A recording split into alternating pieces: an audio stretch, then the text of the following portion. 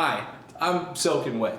I'm soaking wet because in New York City, it's either very, very dry for weeks at a time to the point where you can barely step outside, or there's a complete fucking monsoon with rain coming down, like pouring with 35-mile-per-hour winds that always ruin these little shit-ass dollar umbrellas that they sell at the bodega. And dare you actually spend $30 or $40 to get a real umbrella, and you put it down for 5 seconds, it will be stolen. So I have just accepted at this point in my life at 25 years old that it's not worth spending $60 a month to not get wet, which is why I'm soaked. The topic of today's video are sentimental boxes, sentimental cases, Apple boxes, MacBook cases, and why you should never accept them with the repair. You see, if you accept that, you accept the liability in case you lose it. But if while you're in the process of taking in an item, you take it out of its case or you give the customer back their box and say, you need to keep this,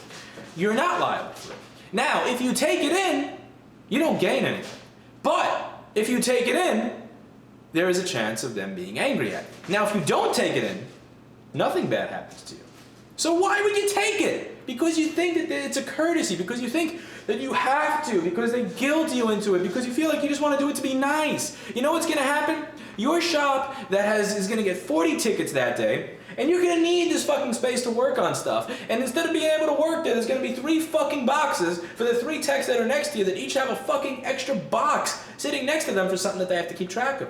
And you're going to put those boxes in the garbage where they belong because you're going to think they're garbage. Because they are garbage. Because corrugated cardboard is something I don't need more of at my business that already has 6,000 priority mail boxes in it. I don't need more boxes. I'm going to throw those away. And then when you throw those away, the customer's going to come back and want to know why you threw them away. They're going to want to know where their box is. They're going to want a discount. They're going to want you to buy them another one. They're going to want the service for free.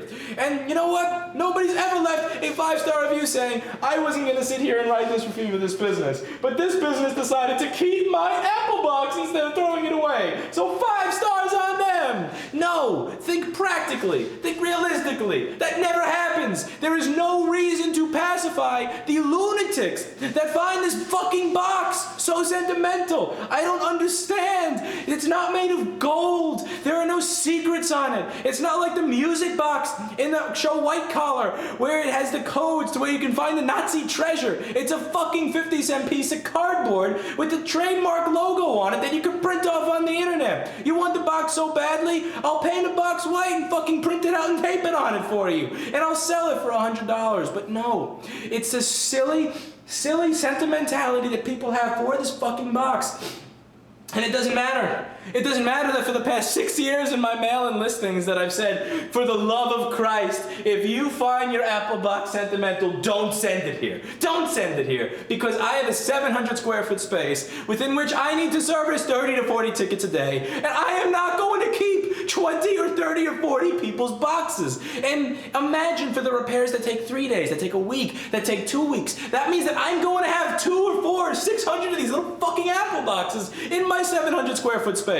How about we fix computers on the sidewalk so that my store can just be a little museum for all of these sentimental Apple boxes that I'm not allowed to throw away? No! No, no, no. And today ends it. Today ends it. No more exceptions. No more bullshit. Because today, at the end of the day, I try to empty my air compressor, which means that I have to rotate it out, go under the air compressor, unscrew this little thing, and then let the water out. But you know why I couldn't do that? Because when I went like this, an entire fucking pile of Apple boxes fell on me. And I don't want Apple boxes to fall on me. I'm not being compensated extra for Apple boxes to fall on me. So I throw this shit away. You know what I did today? I took this pile in my store, this section from here to here, filled with labeled Apple boxes for a group of people with a sick form of OCD that have to keep the original box for the computer that they bought 8 years ago. That is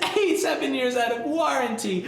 I did it. I took all these boxes and I put them in front of my store and I put a Tiffany carting sticker on it and they all went in a fucking garbage. And do I care if somebody complains? No. Do I care if somebody leaves a bad review? No, because I am declaring freedom from boxes. It's on the receipt. It's on the terms of service. We tell you when you come in, please, for the love of God, don't keep your box here, don't keep your case here. We give it back, and you know what they do? They leave it anyway. They find ways to run out of the store before we're even done making their ticket, and what do you know? Their computer's in a fucking Apple box on the table. No, you don't get to do that. You're not running away and leaving your baby in the store so that I have to take care of him. No, I'm gonna run after you and give you that shit back. And I know that this sounds crazy. I know this sounds silly. And it probably does sound silly because it's a rant that I've been holding in for 6 flaking years. But think about it. Is there any benefit to taking this in? Are you going to get a 1-star review that says, place did not take my box along with my computer? No, nobody, even in New York City, nobody